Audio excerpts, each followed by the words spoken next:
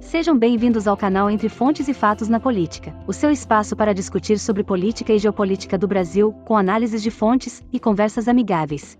Aqui, vamos explorar diferentes pontos de vistas, questionar as notícias e entender o que realmente está por trás dos acontecimentos políticos no nosso país. Junto com o Rafael e a Isabela, vamos examinar fatos e fontes, explicar conceitos e jargões políticos e ajudar você a formar sua própria opinião. Prontos? Vamos à conversa de hoje.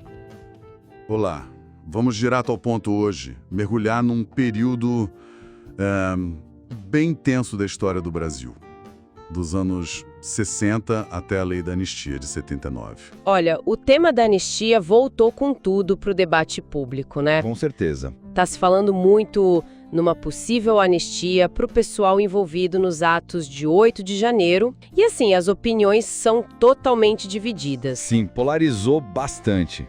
E o interessante é que algumas pessoas que hoje são contra, sabe, no passado ou defenderam ou foram até beneficiadas por uma anistia bem ampla, lá em 79. Exato. Uma anistia que incluiu militantes de grupos revolucionários acusados de coisas sérias mesmo, tipo assassinatos, sequestros, assaltos, isso durante o regime militar.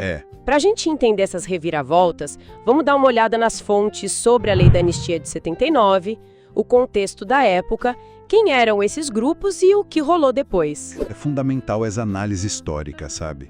Sem tomar partido, claro, mas usando as fontes para entender a raiz dessa questão toda.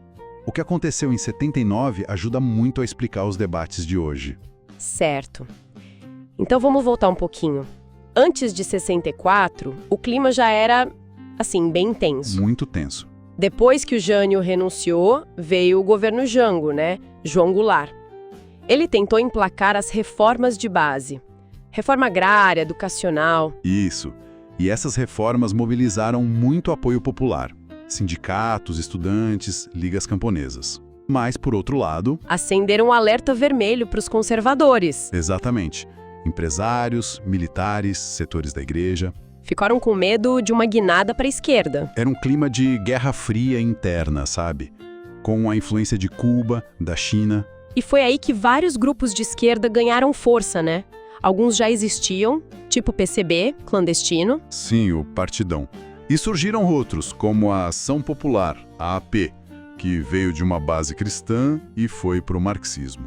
Tinha a POLOP, marxista também, mas crítica ao PCB. Alguns defendiam a via institucional, outros já olhavam para a Revolução. E essa tensão toda culmina em 64. Pois é, fim de março, o Congresso declara a presidência vaga, Jango vai para o Uruguai. E aí vem a eleição indireta do Castelo Branco. Começa o regime militar.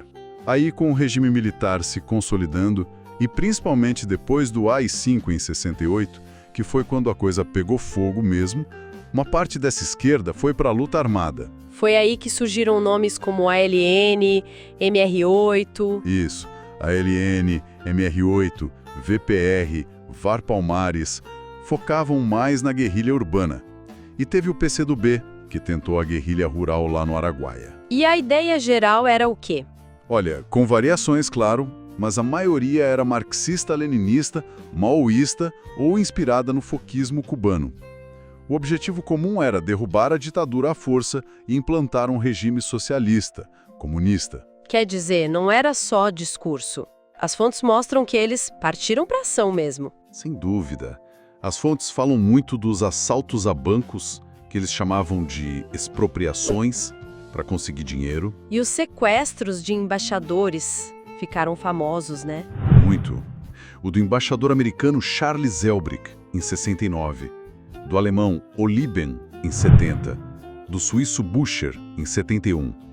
A ideia era trocar os diplomatas por presos políticos. E tinha também os justiciamentos. Que eram as execuções de gente considerada colaboradora do regime ou traidores do movimento. Casos como o do empresário Herin Boylesen, ou do soldado Mário Cosel Filho, que morreu num atentado à bomba da VPR, são citados nas fontes. E do outro lado, a resposta do regime militar foi brutal. Extremamente dura. O AI-5, como eu disse, foi o marco do endurecimento. Criaram órgãos como o DOI-CORD, a OBAN. Que viraram símbolos de repressão, né? Exato. As fontes trazem casos muito conhecidos, como o do jornalista Vladimir Herzog, do operário Santo Dias da Silva, que mostram a violência do Estado naquele período. E é nesse cenário de violência dos dois lados que começa a campanha pela anistia, lá no fim dos anos 70. Isso. Uma pressão muito forte da sociedade civil, movimentos sociais, OAB, setores da igreja e, claro, as famílias dos presos, dos desaparecidos, todos pedindo uma anistia ampla, geral e irrestrita. E o governo Figueiredo atendeu. Em parte. Ele sancionou a Lei 6.683 em 1979. Ela foi ampla, sim, mas não irrestrita, como muitos queriam. E quem foi beneficiado na prática? Olha, muitos opositores. Permitiu a volta de exilados tipo Brizola, Arraiz, o próprio Prestes, artistas como Caetano, Gil, Chico Buarque. Libertou presos políticos? Sim, mas o ponto mais polêmico, o pulo do gato, digamos assim, foi incluir os agentes do Estado. Os envolvidos na repressão. Exatamente. A lei anistiou também os crimes cometidos por militares e policiais na repressão, usando a ideia dos crimes conexos. Basicamente, se entendeu que esses crimes estavam ligados à repressão política e por isso também seriam perdoados. Isso equiparou legalmente perseguidos e perseguidores, o que gera debate até hoje. Entendi. Isso deve ter mudado o cenário político na hora. Com certeza. A volta dos exilados, a soltura dos militantes, tudo isso ajudou a reorganizar a esquerda. Muitos desses anistiados foram peças-chave para fundar ou fortalecer partidos como o PDT e o PT, que depois foram centrais na redemocratização. E aí a gente volta ao ponto inicial. As fontes mostram que várias pessoas que participaram da luta armada, que cometeram esses atos que a gente mencionou e foram anistiadas, acabaram chegando a cargos muito altos depois. Exato.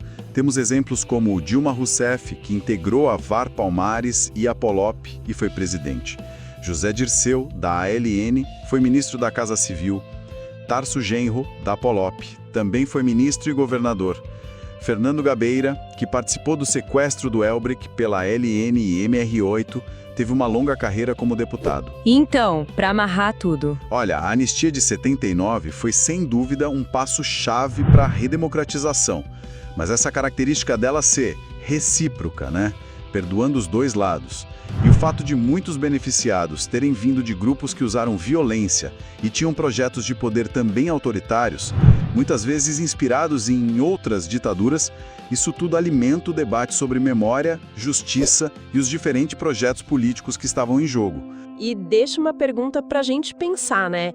Se a lei de 79 escolheu anistiar crimes tão diferentes de ambos os lados em nome de uma suposta reconciliação no momento de conflito extremo, que algumas pessoas que hoje são contra, sabe, no passado ou defenderam ou foram até beneficiadas. Como é que uma sociedade deve lidar com as feridas do passado?